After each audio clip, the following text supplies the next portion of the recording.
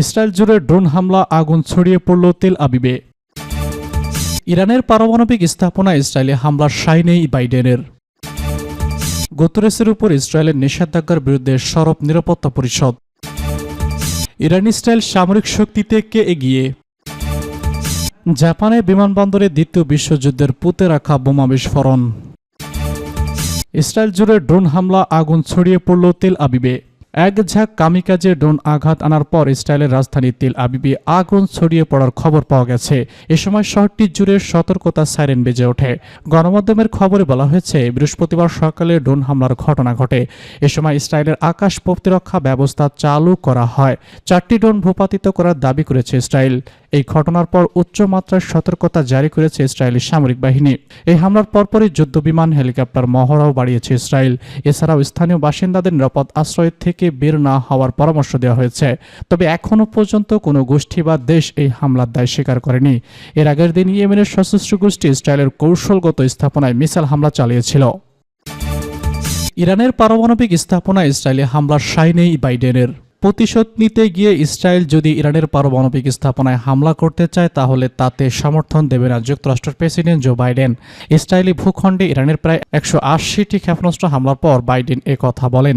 ইসরায়েলের সম্ভাব্য হামলার বিষয়ে তিনি কথা বলেন। গত মঙ্গলবার ইসরায়েলে একের পর এক ক্ষেপণাস্ত্র ছুড়ে ইরান। এরপর থেকে ইরান ইসরায়েলের সম্পর্ক নতুন করে চরম উত্তেজনা বিরাজ করছে। যদিও ইসরায়েল জানিয়েছে তাদের আকাশ প্রতিরক্ষা ব্যবস্থা বেশিরভাগ ইরানি ক্ষেপণাস্ত্র প্রতিহত করতে সক্ষম হয়েছে। ইরান বলেছে, হামাসের রাজনৈতিক শাখার নেতা ইসমাইল হানিয়া, হিজবুল্লাহ নেতা হাসান নাসরুল্লাহ এবং ইয়েমেনের রেজলিউশনারি গার্ডের কর্পের কমান্ডার ব্রিগেডিয়ার জেনারেল আব্বাস হত্যার জবাবে ইসরায়েলে এই হামলা চালানো হয়েছে। হিজবুল্লাহর বিরুদ্ধে লেবাননে ইসরায়েলি বাহিনী স্থল অভিযান শুরু করার ঘোষণা দেওয়ার পর ইসরায়েলে একের পর এক ক্ষেপণাস্ত্র ছুড়েছে তেহরান। ইসরায়েল বলেছে, তারা সীমান্ত ঘেঁষা গ্রামগুলো ইরান সমর্থিত হিজবুল্লাহর সন্ত্রাসীরা স্থাপনায় অভিযান চালাচ্ছে। মধ্যপ্রাচ্য শান্তি ফেরাতে দীর্ঘদিন ধরে কাজ করে যাচ্ছে যুক্তরাষ্ট্র। বিশেষত ফিলিস্তিনের গাজা, ইসরায়েল ও হামাসের মধ্যে যুদ্ধবিরতির চুক্তি করাতে ওয়াশিংটনের সক্রিয় কূটনীতিক চেষ্টা রয়েছে। কিন্তু এ বিষয়ে বিবেচ্য কোনো ফলাফল এখনও দেখা যায়নি, বরং সংঘাত আরও বেড়েছে। স্থানীয় সময় গতকাল বুধবার হারিকেন হেলেনের তাণ্ডবে নর্থ ক্যারোলাইনা রাজ্যের ক্ষতিগ্রস্ত এলাকায় পরিদর্শনে গিয়েছিলেন জো বাইডেন। সঙ্গে ছিলেন ভাইস প্রেসিডেন্ট কমলা হ্যারিস। এ সময় একজন সাংবাদিক বাইডেনের কাছে জানতে চান, ইসরায়েল যদি এখন ইরানের পারমাণবিক স্থাপনায় হামলা চালায়, তাতে আপনি সমর্থন দেবেন কিনা? বাইডেন সোজাসাপটা জবাব দিয়েছেন, না। মার্কিন প্রেসিডেন্ট বলেছেন, বর্তমান পরিস্থিতিতে ইসরায়েল এখন কি করতে চাইছে সে বিষয়ে দেশটির সঙ্গে আলোচনা করবে যুক্তরাষ্ট্র। বাইডেন জানান, এখনকার পরিস্থিতি নিয়ে তিনি ধনী দেশগুলোর জোট G7 নেতাদের সঙ্গে কথা বলবেন। তারা সবাই একমত হচ্ছেন যে ইসরায়েলের জবাব দেওয়ার অধিকার রয়েছে। এর আগে যুক্তরাষ্ট্র পররাষ্ট্র মন্ত্রণালয়ের মুখপাত্র বলেছেন, ইসরায়েলের প্রক্রিয়া জানানোর অধিকার রয়েছে। দেশটির সম্ভাব্য প্রতিক্রিয়া কি হবে সেটা নিয়ে আমরা আলোচনা করছি। গুতেরেসের উপর ইসরায়েলের নিষেধাজ্ঞার বিরুদ্ধে সরব নিরাপত্তা পরিষদ। ইসরায়েলের প্রবেশে তেল আবিবের নিষেধাজ্ঞার প্রতিবাদে মহাসচিব অ্যান্তনিও গুতেরেসের পাশে রয়েছে জাতিসংঘের নিরাপত্তা পরিষদ। বুধবার এক প্রতিবেদনে খবর জানিয়েছে new York middle east time. গতকাল গুতেরেসকে ব্যক্তিহীন আখ্যা দিয়ে ইসরায়েলে প্রবেশে নিষেধাজ্ঞার ঘোষণা দেন দেশটির পররাষ্ট্রমন্ত্রী। লেবাননে ইসরায়েলের অভিযান, একই সঙ্গে ইসরায়েলে ইরানের হামলার মধ্যপ্রাচ্য সংঘাত বৃদ্ধির আশঙ্কা রয়েছে। এমন পরিস্থিতিতে সংঘাত কমাতে বুধবার জরুরি বৈঠক করেছে জাতিসংঘের নিরাপত্তা পরিষদ। বৈঠকে ফ্রান্সের জাতিসংঘের দূত নিকোলা মধ্যপ্রাচ্যের পরিস্থিতির কারণ ঢাকা নিরাপত্তা পরিষদের জরুরি অধিবেশনে বক্তব্য দেওয়ার জন্য জাতিসংঘের প্রধানকে ধন্যবাদ জানিয়েছেন। এছাড়া মহাসচিবের প্রতি ফ্রান্সের পূর্ণ সমর্থন ও আস্থা প্রকাশ করেছেন। জাতিসংঘে নিযুক্ত রুশ রাষ্ট্রদূত গুতেরেসের বিষয়ে ইসরায়েলের সিদ্ধান্ত আকাঙ্ক্ষিক আখ্যা দেন। এছাড়া ইসরায়েলের সিদ্ধান্ত এবং শুধু জাতিসংঘের নয়, আমাদের সকলের বিরুদ্ধে বলে বর্ণনা করেছেন। তিনি বলেছেন, আমরা নিরাপত্তা পরিষদ এবং জাতিসংঘের সদস্যদের এই জঘন্য কাজের প্রতিক্রিয়া জানাতে আহ্বান জানাচ্ছি। চীনের প্রতিনিধি ফু সাং গুতেরেসের প্রতি বেইজিংয়ের দৃঢ় সমর্থন ব্যক্ত করেছেন এবং জাতিসংঘের প্রধানকে নিষিদ্ধ করা ইসরায়েলের সিদ্ধান্তের বিরোধিতা প্রকাশ করেছেন। নিরবিচ্ছিন্ন এবং অটল সমর্থনের উপর জোর দেন। এছাড়া এই কঠিন সময় সংঘাতকে পরিচালনার তার অব্যাহত নেতৃত্ব এবং রাজনৈতিক দায়িত্ব পালনের জন্য গুতেরেসকে ধন্যবাদ জানান।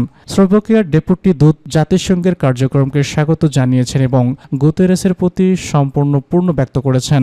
ব্লকার বলেছেন, আমরা আজকের ঘোষণাটি পূর্ণ বিবেচনা করার জন্য ইসরায়েলের কাছে আবেদন করছি। এখন কূটনীতির ভূমিকা শক্তিশালী করার জন্য এবং শক্তিকে অগ্রাধিকার দেওয়ার উপযুক্ত সময়।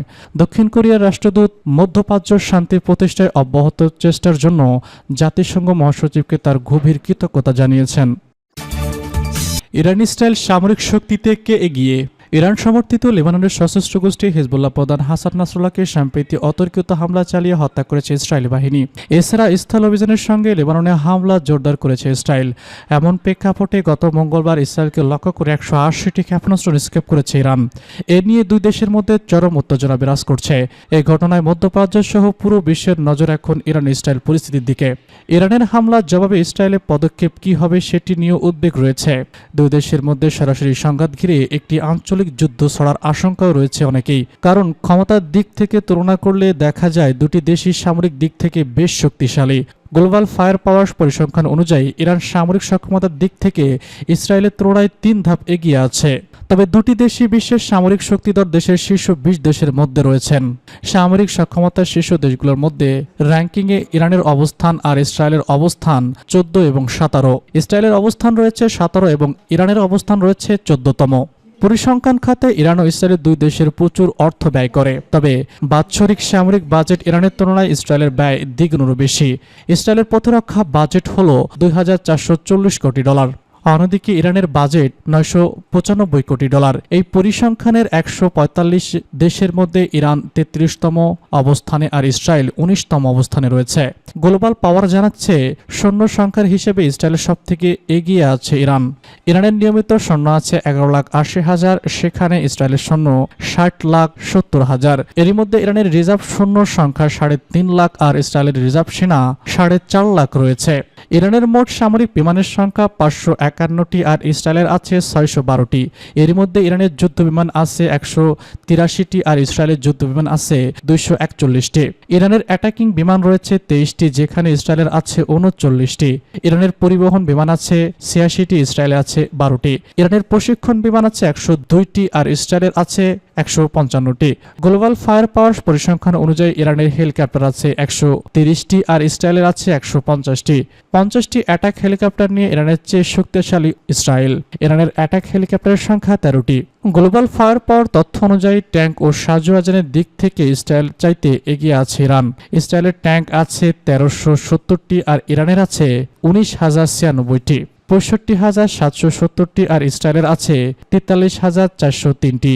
আর্টিলারি সক্ষমতার দিক দিয়ে ইরান যেখানে তাদের রকেট আর্টিলারি MLRS এর সংখ্যা 776টি এবং সেলফ অ্যাপোর্ট আর্টিলারির সংখ্যা আছে 580টি।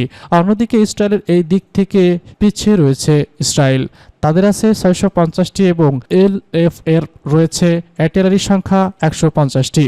গ্লোবাল ফায়ার পাওয়ার বলছে সেনাবাহিনীর শক্তির দিক থেকে এগিয়ে আছে ইরান। দেশটির 101টি যুদ্ধ জাহাজ রয়েছে, যেখানে 7টি ফ্রন্ট গ্রেড এবং 21টি টহল জাহাজ। ইসরায়েলের যুদ্ধ জাহাজ রয়েছে 60টি। এর মধ্যে টহল জাহাজ আছে 45টি এবং ইসরায়েলের কোনো গিফট নেই। সাবমেরিন দিক থেকে ইরান শক্তিশালী। দেশটির সাবমেরিন আছে 19টি, যেখানে ইসরায়েলের সাবমেরিন রয়েছে মাত্র 5টি। সুইডেন ভিত্তিক গবেষণা সংস্থার সর্বশেষ তথ্য অনুযায়ী গত বছরের শুরুতে বিশ্বের 9টি দেশের কাছে প্রায় 12,512টি পারমাণবিক অস্ত্র আছে।